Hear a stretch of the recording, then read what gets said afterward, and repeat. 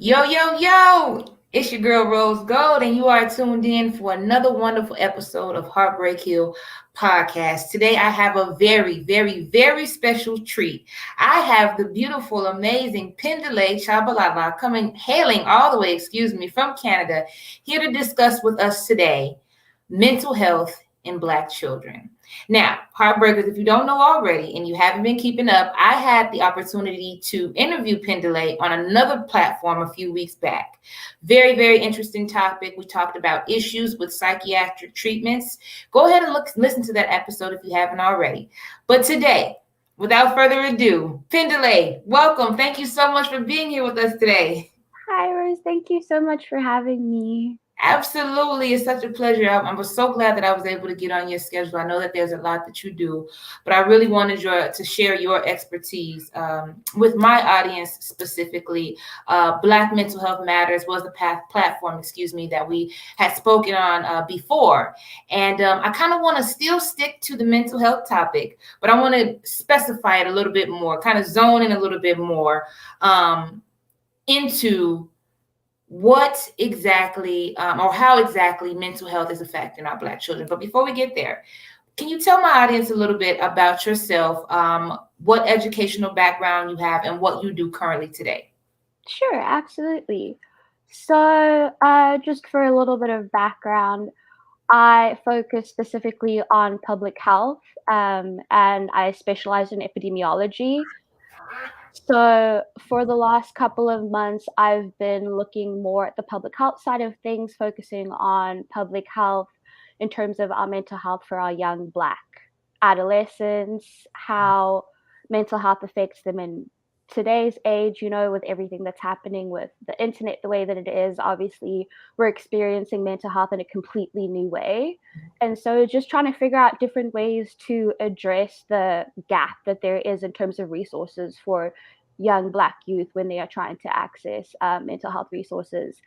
And then, so I've just basically been doing a lot of freelance work. I work with a lot of people in the community that I live with, looking at ways to support our Black youth because we do live in a predominantly white environment where I am specifically. And so just looking at ways to kind of bring our community together and support them in the best way possible is where my focus is right now.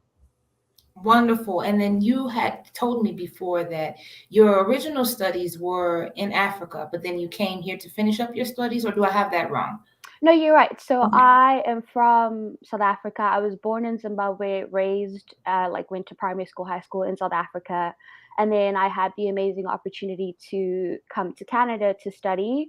And I've been here after completing my degree as well, just, to have that experience, to have been able to say, I've lived abroad, I've experienced a different kind of environment. And it's been amazing to see how different mental health services and the kind of ideas and stigmas around mental health here, because obviously, it's different wherever you are. For sure. So yeah, am still in Canada. It's really great. I miss home a lot though. Absolutely. I'm homesick a lot, especially during the pandemic. It's been very difficult to travel so far away. Absolutely. I can definitely attest to that. The pandemic definitely did shut down a lot of those traveling opportunities, but hopefully you get to visit home soon because I think you had told me that last time we talked as well. So I hope that that happens soon. Now, when you say that you study or that you support and help with epidemiology, can you just explain a little bit exactly about what that subject matter is for those who's watching who may not know? Absolutely. So the work that I do in the field of epidemiology initially focused on non-communicable disorders. Okay. So I focused on things like autism spectrum disorder and the array of disorders that are on that spectrum, looking at how it affects the Black body and how the gold standard of testing that we use, how European centric it is, and how kind of the way in which medicine has been practiced for so long tends to be detrimental to the Black body. Mhm. That was my focus of study, specifically on how our environment, the social cultural, socioeconomic, political, all of those characteristics play into the treatment, management, and diagnosis of certain non communicable disorders on the Black body. Gotcha, gotcha. So that's the perfect transition because our topic for today is mental health in our Black children, right? And so just kind of diving a little bit deeper into what you just said. When you say that you were studying and seeing really exactly how these diseases, like autism, for example, and treatments of these different diseases or mental health disorders affect the Black body, what were some of your findings on how um, things like ADHD, for example? What were some of your findings in how those types of diagnoses and treatments affect the Black body in children? Well, one really simple example is the differentiation between, I'm not sure if you've had the opportunity to read studies that look into certain disorders like autism, but one thing that comes up a lot is the difference in diagnosis between boys and girls. Okay. Boys are often diagnosed at a younger age than a lot of females, and that translated as well in our research to Black boys and Black females. And that kind of rhetoric that we have continued to perpetuate of Black women are strong and Black women have to kind of put up appearances and don't get to really show what they're experiencing. That came out a lot in the testing because young Black girls are told, be quiet, sit in place. A lot of young girls go undiagnosed for a lot longer because their behaviors have been Mm. tailored towards society. So that in itself is something that you wouldn't even consider. That stigma that is put on Black women now comes into play in the Black body when we're talking about medicine and how we're treating the Black body. Gotcha. That's a very, very, very, very astounding revelation because I never paid attention. But even when I think about into my own life, I don't really see Black females diagnosed with autism a lot. And it's not that it's supposed to be a lot, but it's I feel overdiagnoses in some areas and then underdiagnoses in others. So that was a very, very good point. Let me just ask you, growing up, you yourself struggled with mental illness. Mhm. Specifically, you've mentioned that in our past interviews that you had struggled with depression. I want to just kind of talk about that a little bit. As a teenager, tell me a little bit about when you started to feel that maybe this is a little bit more than having a bad day. I think I was maybe 13 or 14, Mm. and my older sister had just moved out of the house and she was going to university in a different province. And so for the first time, I was without my best friend, like the person that I looked up to my entire life. And it was just my mom and I living in a space together. And she was so busy with work, and I was so busy trying to get good grades and play sports and figure out how to navigate high school on my own.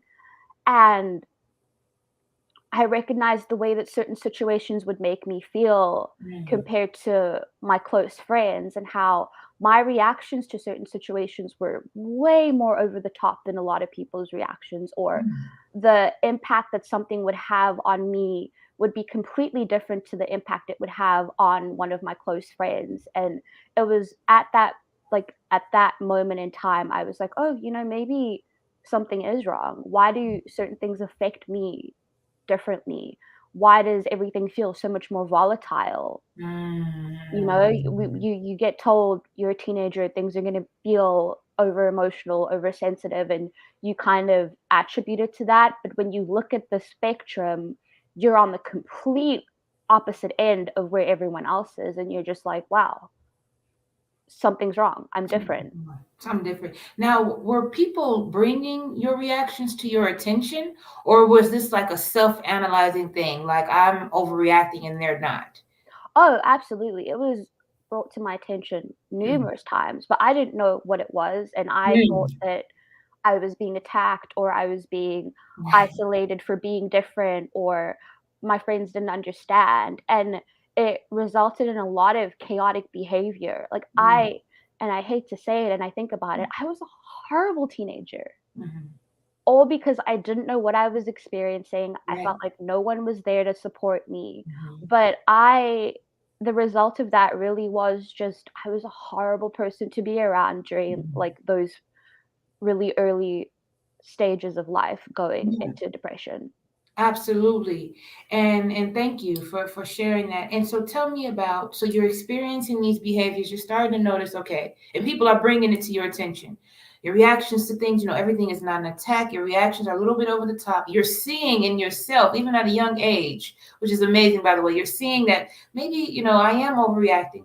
Tell me about the circumstances of you actually being diagnosed. So it actually happened, I think, 2 or 3 years after I first started recognizing the kind of chaotic being that was my adolescent self. Mhm. And I went to my mom and I said, "Something's wrong. Mhm. You know something's wrong. Everyone else around me knows something's wrong. Can we figure out what's wrong?" And we went to one of the neurologists at the hospital nearby, and we're like, these are some of the things that I'm presenting with, and listed a lot of behavior that was more associated with my ADHD than my depression at the time. Okay. And basically, there was just like this white piece of paper with a bunch of different questions on it, and he was like, fill that out. And I filled it out. 5 minutes later, he was like, she's depressed. I'm going to put her on this. There you go, out the door. Mhm. So when they gave you the medication, there was no sort of support into how to take it. Well, not, I mean, I know that it came with instructions, but there was no support. There was just like, here's the slip, here's the medicine. Absolutely. There was no conversation about this is what you've been diagnosed with, this is what that diagnosis means, this Mm-mm. is how you maintain and manage a course of treatment that will help you kind of get through going to school, being a teenager, all Right. of that. There was no support. And I think because the person that you would have expected that to come from didn't bring it up, my mom Mm. or my parents or my family didn't feel like it was something that they needed to worry about either. So it was kind of fill up the prescription, take a pill every single day, and that is as much of the conversation as we're going to have. Hmm. Did you notice a difference when you started taking the medication to your reactions and relationships? After the first 3 months, that's when I started to notice a difference and Mhm. obviously recognize that, oh, I'm feeling a lot calmer. I'm recognizing moments when I'm happy and want to be happy. I'm Right. recognizing that I am less possessive than I was before. Right. Gotcha. And do you remember back then your parents, or maybe even in the work that you do now, do you feel that there is a certain embarrassment or shame that comes when a Black parent has a child that is mentally ill? Absolutely. And in what ways does that, have you seen that show up? In what ways do parents exhibit that shame? My child is mentally ill. I think initially it's that other parents see it and they're Mhm. bringing it up to your parents, and it's that moment of, "Oh my gosh, my child is different. I've clearly done something wrong." It's that Mm. idea of they've failed as a parent or they haven't lived up to the expectations that society has put on them to be parents and how to raise a child. So it becomes sort of a question of have they failed as a parent or not? And a lot Mhm. of the times they do feel that way because their child is diagnosed with depression or anxiety or Mhm. ADHD. Do you think that when you said something very powerful when you said parents connect that diagnoses to their parenting skills? In what ways can parents disconnect themselves from the diagnoses in terms of it's my fault, I made a mistake? How can a parent detach from that? Because, you know, I'm not a parent, but as having experience with raising children, it's kind of hard to not think that what did I do to make my child depressed, or what didn't I do to make them happy, or if they're, I think maybe when it comes to things like depression and anxiety, it's more common versus like something like ADHD. Parents don't really feel like it's something they did, but in those other instances, how can parents disconnect from that? So I think that the most important thing to remember is, and this is something that I live by, and I'm sure a lot of people do, knowledge is power. If you are willing to take a step back to listen to your child and recognize that they're living with this disorder, learn about it, learn to understand it. Why is it something that your child has presented with? When you have that full knowledge and understanding of what depression is, it's very easy to recognize, oh, this isn't something that is directly related to me as a parent, to the way that I've brought up my child. Not to say that the way in which you raise a child doesn't affect their mental health. It absolutely does. Yes. But on that chemical level, Right. I think it's really important to help them understand exactly what's going on at a chemical level, because you have no control over that as a parent, Exactly. just as much as your child has no control over it. And I think that understanding really enables you to kind of get rid of that burden of thinking, "Oh my goodness, it was me. Oh my Right. goodness, I've done something wrong." Right. Absolutely. Now here's something that I was kind of looking at before our meeting last week. I was just looking at this, and it says here on the APA that ADHD or ADD or other behavioral or other disorders on the behavioral spectrum are overdiagnosed in little black boys. Black boys are known to be more hyperactive or may have more energy levels than boys their age, but still the overdiagnosis of ADHD and ADD remains to be an issue. And this is taken everyone directly from the APA website. It is an article from clip from 2020. I want to know your thoughts on what is the difference, or how can a child, or how can a parent, or anyone, a teacher, or whoever, what is the difference between a child being an overly active child, little boy, and having ADHD or ADD? I think recognizing the certain behavioral patterns, ADD and Mhm. ADHD are short for something, attention deficit hyperactive disorder. It's recognizing what kind of behaviors that child is displaying in what situations.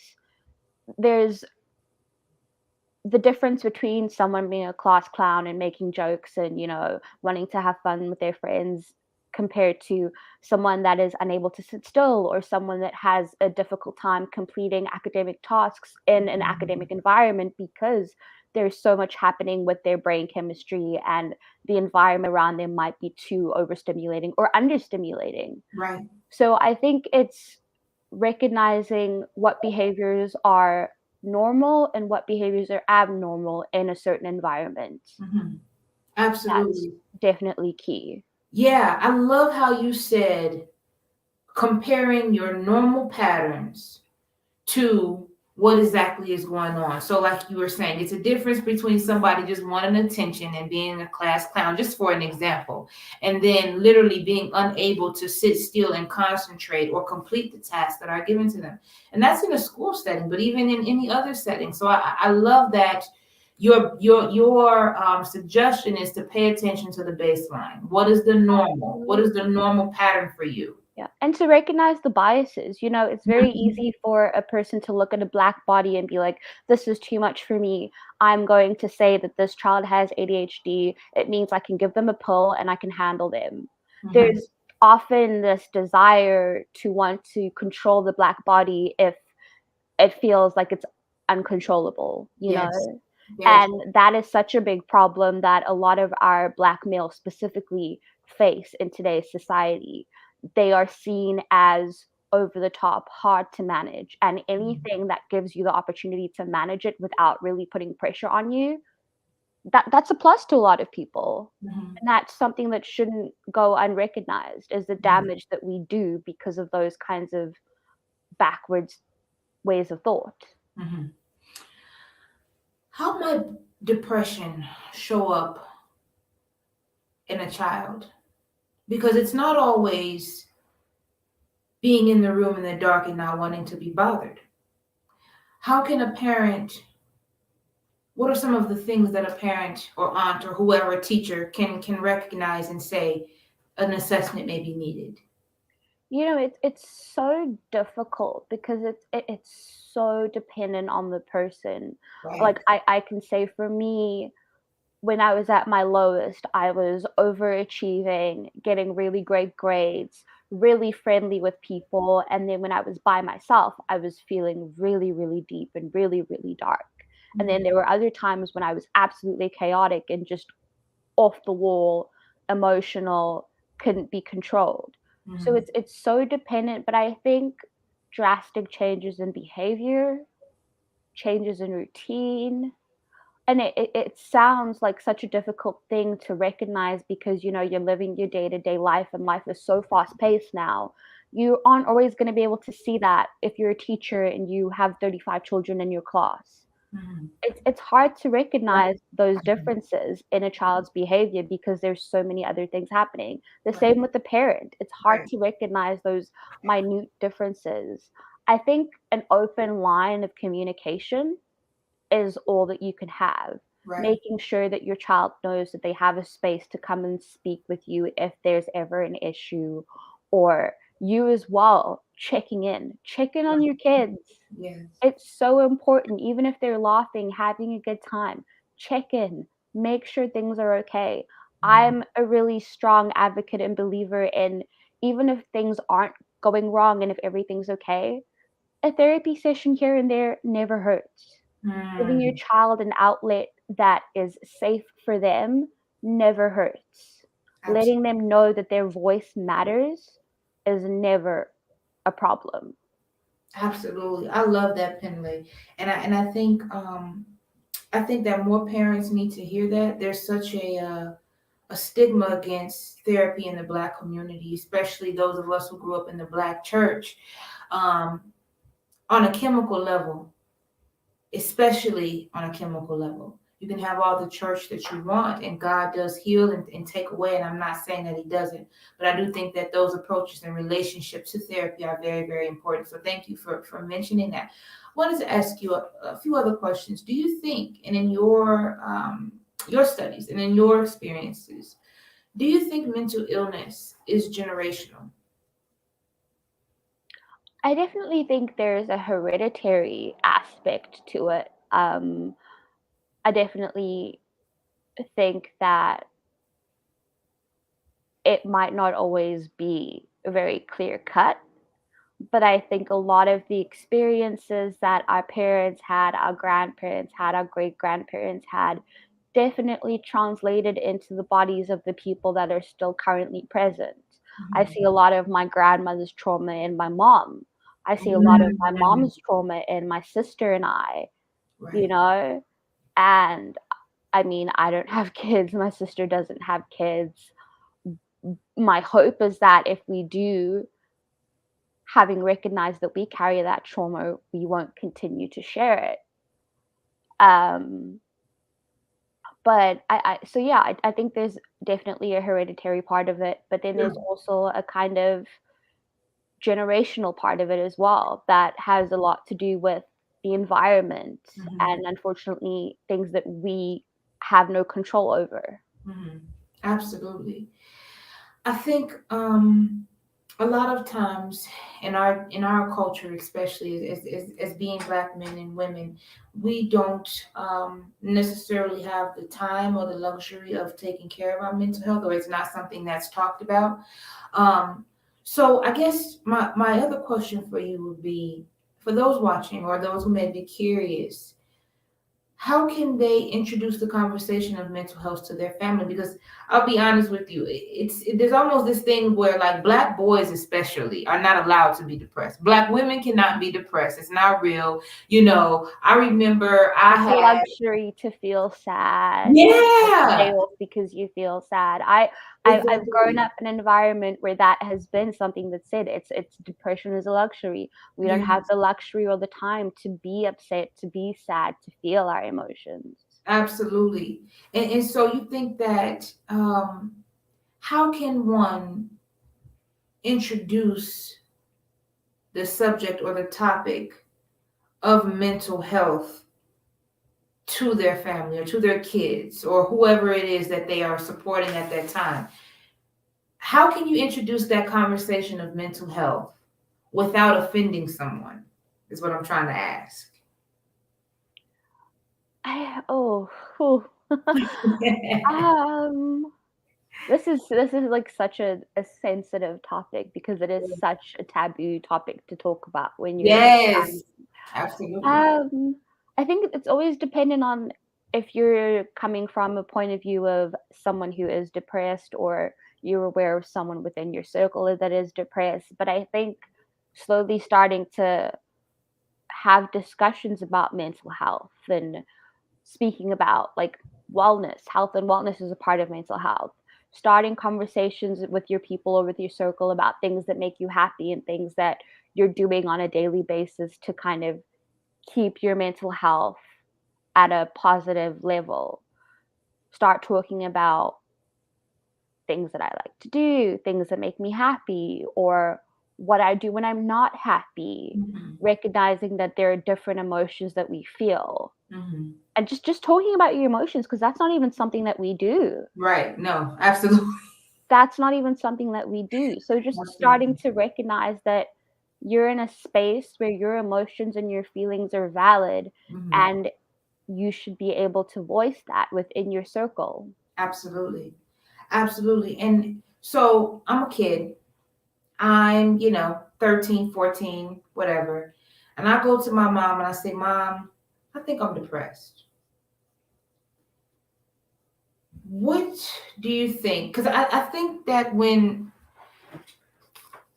the topic of depression is presented to parents, they don't do anything because I think they don't know what to do.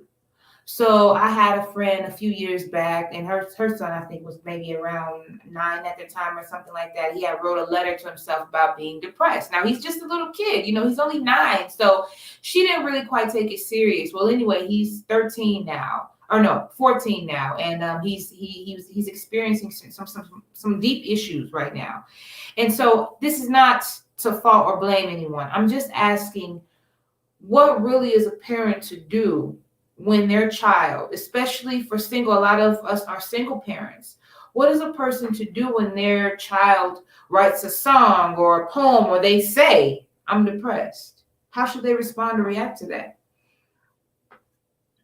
Open the floor. And I think Mm, the first thing is recognizing, you know what, I hear what you've said. I recognize the words that you've used. You've chosen your words very carefully. That's mm, clearly what you wanted to get across to me. Can we open a line of communication where we discuss what is bringing you down or what are some of the mm, feelings that you feel that you associate or attribute to the word depression? Good one. Why have you chosen to use that word? What do you want from me? What kind of support do you want? What kind of resources would you like us to access? Right. Just listen. And I speak from experience. A lot of the times we're speaking to be heard. Not that we want someone to do something. We just want you to listen. We just want the feelings Mm, and emotions to be yes. recognized, you know? Right. That affirmation means so much. Just having someone sit across from you say, I hear you. What do you need from me? Mhm. Give them the floor and let them speak. It might take some time. Let them work at their own pace, you know? All you can Absolutely. do in that situation is be the support. That's honestly all you can do. Absolutely. And that's something, right? That's all you can do, but it's something you can do. And I love that. I love how you were specific with the kinds of questions that you can ask because it's hard. It's hard being a single parent. It's hard just being a parent in general. And so like I was saying earlier, it's not a lot of times they don't want to ignore their children or they say go pray about it. That's not them dismissing their child. Maybe that's really the only thing that they know to do when their child is saying that they're depressed. That may Absolutely. be the only solution that they know. So I love how you pointed out other things. I want to ask you a little bit, just kind of flipping it a little bit to your studies. We're just getting ready to wrap up here in about 5 minutes. I want to ask you, what were some of, besides autism, because you mentioned that earlier, what were some of the undiagnosed communicable or communicable, excuse me, disorders that you've seen that were undiagnosed in Black boys and Black girls? So ADHD was a big one. I speak to a lot of women. I myself am a part of that community of being women that were only diagnosed with ADHD or ADD in their mid to early 20s. You Mm-hmm. know, when they've been dealing with this, like, you're recognizing these behaviors. People are talking about them and like, oh, you probably have ADD. Mm-hmm. Fighting for that diagnosis Got is a big one. Anxiety as well. mm. I had my first panic attack when I was 14, and I was clinically diagnosed with anxiety when I was 24. Wow. So, All that time without the resources that you need. yep, Wow, that must have been a very challenging time for you. Do you think that anxiety and depression specifically, just those two really, do you think that they can be brought upon our children, black children, through trauma? absolutely. Absolutely. So Like, trauma can cause mental illness in a person. I definitely think that trauma can impact a Mm, person's mental health and well-being. I see. I definitely think that in terms of anxiety, maybe less of depression, Hmm.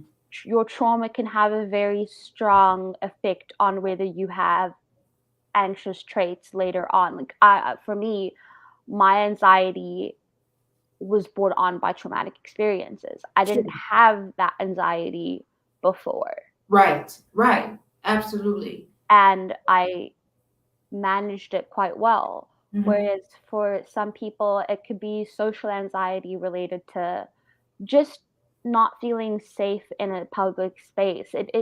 It's definitely something that can attribute to things that you already have. I would rather say that. Gotcha. No, thank you for that clarity. And so that leads me to a kind of another question here. So many times in the communities there are, and this is, I think, not just specific to the Black community, but all communities really. We experience traumatic things, but don't consider them traumatic. What are some, and I don't want you to, we would be here all day if we went through, like, what is it, different traumatic experiences, right? But can you define what a traumatic experience is? And that can be totally textbook, it's okay. But um, what are some common traits of a traumatic experience where where a person can say, this is something that was traumatic for me? Maybe three things that will classify an event as traumatic, or as something that is, life changing, traumatic. So first and foremost, I would say trauma is what you find traumatic. There Mhm. is no definition. It is, if you sit there and you say that experience or that interaction was traumatic to me, it left a mark on me, what you say has traumatized you is traumatic. Mhm. That, in my opinion, is how you would define a trauma based event. It is what you, in your body, in your mind, in your soul, recognize as something that was traumatic to you. And Something. that's going to be very dependent on who you are. But I think that's one of those things that is very much based on you. Mhm. You determine for yourself what is traumatic. So I Absolutely. wouldn't even be able to say what an example of Yeah. that is in terms of a feeling, because traumatic feelings are different for everyone. You know, what triggers you might be different. So I think that's the Absolutely. only way I would be able to, I'm sorry, Yeah. that's the only way I'd be No, able to answer that. that is a great answer. That still is an answer, because you still gave it a definition, right? What was it to you? If it was traumatic to you, if it hurt you or changed your perception of something, and that could look different from any, that could be, what's traumatic to me may not be traumatic to you, and what's traumatic to you may not be what's traumatic to me. But what I hear you saying is that overall, it's definitely going to be specific to you, as well as your symptoms of mental illness are going to be very specific to you.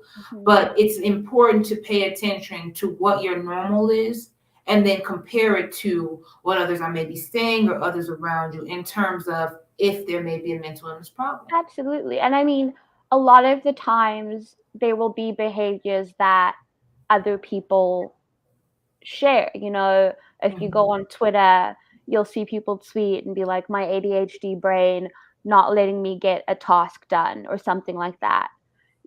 Everybody has, I think, an overlap somewhere, or like depression. Like people be like, I cleaned my depression room. When you're in the thick of it, your room gets a little messy. Or brushing your teeth. That is a big thing amongst people that are dealing with like severe mental health disorder. Brushing your teeth becomes an obstacle. Mm. And that in itself is a behavior that people don't associate to major depressive disorder. Right. They're No. just like, oh, you just didn't brush your teeth. That's gross. Mhm. But for a lot of people that deal with major depressive disorder, brushing your teeth or forgetting to brush your teeth is a big part of a manifestation of a behavior. Absolutely. And I think what I hear you saying, Pendile, is that because it is so difficult to kind of give everything a blanket symptom, a blanket checklist. If this is it, then this is this. If this is, I think what I hear you saying is if you're unsure, see a mental health professional. Just when you're in doubt, or your child, if you are unsure if your child is really, have your child see a mental health professional. Absolutely, because it's one of those things, and I think this is a big issue within the Black community because it's so context specific or person specific. It's not rooted in fact, it's rooted Right, in experience. And for a lot of Black families, that's not enough. What right. is your experience hold as opposed to what's being told to them? Exactly. Right. So I think that also is a big issue that plays into Absolutely. it. And you know what, Pendle, as we get ready to get out of here, I have one last question, and you just put it on my mind. This is totally off the script, off the book. But I have to ask you because you kind of just answered it, but I want to just be clear. Why are Black people and the Black church scared of therapy, unsupportive of therapy? I think there's so many aspects that play into it. I think one, there aren't enough Black therapists, and so there is that level of fear and distrust in showing your most vulnerable side to a non-POC individual, for Mm, starters. okay. Then there is the body and the Black body in health and wellness. The Black body has been excluded from healthcare for so long that as a result, there are just certain parts that we don't consider ourselves a part of when it comes to the health community. And I think that plays into it as well. Also, I don't know where it came from, but there's just been this kind of creation of fear and distrust and shame when it comes to you being a Black body that needs to reach out to someone else Mhm. for support or for strength. Looking outside of your family or your network or your community for support is so frowned upon. Absolutely. And I'm not sure why that is, Absolutely. but for a lot of people, it's admitting defeat, it's admitting weakness, and they refuse. They They are not refuse. going down. Like the world has been so violent, so aggressive, so dangerous for our bodies. We're not going to stand here and say we give up now. Right. We've come too far for that. And I think that all of that experience, that generational trauma that the body has experienced for so long, plays into our fear of wanting to access help Absolutely. and wanting to get support within our community. And we need to start breaking down those barriers. But Right. where do you start? Absolutely. And you know what, Pendele, I am so grateful for you. And I truly believe, to answer your question, it starts with being open to hearing and listening to conversations like this.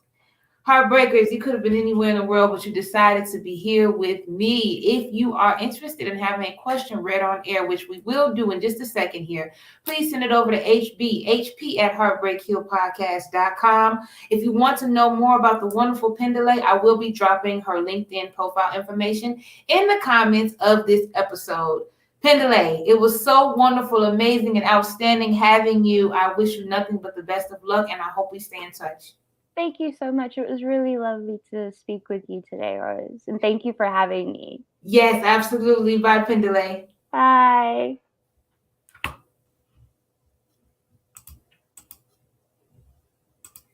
All right, heartbreakers, you heard it. You heard what was going on here. Mental health in children is absolutely and truly very well. Before we go ahead and get gone out of this episode, I want to go ahead and keep true to my promise. Earlier this year, I had made a promise that I was going to start getting back to your questions and answering them on air. We were shooting for Wednesdays, but Heartbreak Hill podcast is now going to be available on TV, channel 17 on the Comcast network that is local for Minneapolis and St. Paul, Minnesota, 7 p.m. on Wednesdays. Okay. Now, without further ado, I'm going to go ahead and read our first question. This is going to be from Leslie in Tacoma, Washington. Hi, Leslie. And here is the question. Hello, Rose Gold. Thank you so much for putting your wisdom and understanding on air. I love it so much. I listen to your podcast all the time. Thank you. I appreciate you, Leslie. Recently, my daughter has gotten back with her baby's father. He is about 4 years older than her. I did not like him from the very beginning, and every time he comes around, I have an issue because I do not like how he treats my daughter. I'm old enough to know that he has started to use drugs, and I'm not sure how to get my daughter to see or know that this is not the man for her. Every time she comes around lately, she is wearing provocative clothing and very long eyelashes. And I am knowing that this is not my daughter's behavior. What should I do? What should I do to make my daughter see, know, and understand that this is not the person for her without breaking our relationship? Leslie, I want to say thank you, first of all, for tuning in and listening as much as you have done. And I appreciate the support. I want to say, Leslie, I wrote this back to her in a much more detailed email, and I can read it word for word at a different point in time. But the gist of it is this. You're absolutely right about everything you're saying. I have no doubt in my mind that you're right about her boyfriend probably not being the right man for her. I'm sure that you notice a difference in how she looks, how she dresses, and how she behaves when she's with this man. But I want to tell you that if you want any kind of influence in your daughter's life, the worst thing you can do is constantly be telling her what to do. And here's what I mean by that. You telling her that she needs to leave that man alone. You being critical of her appearance. It's only going to alienate from her from you, right? Um, they're having sex. And what that means is that whatever relationship you think you have with your daughter, there's a completely different relationship that she has with the person that she lays down with at night. And I don't mean to be vulgar, but I just want you to know we're talking about two different levels of influence here. He's sleeping with her. And it sounds like on a daily basis. You're the mom.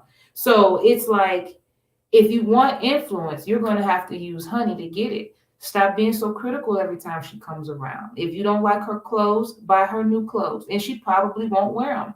But that'll keep her around more than you always being critical of what she wears. If you don't like her eyelashes, don't look at them. But commenting on them all the time is only going to make her not want to be around you. And as far as her boyfriend is concerned, the only thing that you can do to make her wake up is pray about that. Because God has a way of setting up situations where you will have influence. So, for example, your daughter may come to you one day for advice about what she should do. Or she may tell you about a situation and want to know what you think about it in regards to her boyfriend. God is in control of creating those divine moments where you give advice and he uses you to get across something that needs to be said. But you don't just go around telling people what you think all the time, even if it's true. You will be alone. You will be alienated. Leslie, I hope you got the deeper response that I sent to you. Don't forget, Heartbreakers, if you have a question that you would like to have read on air and have shared, we will be doing this in our weekly episodes because it's just not fair that I tell you guys to write in and I have not been able to respond.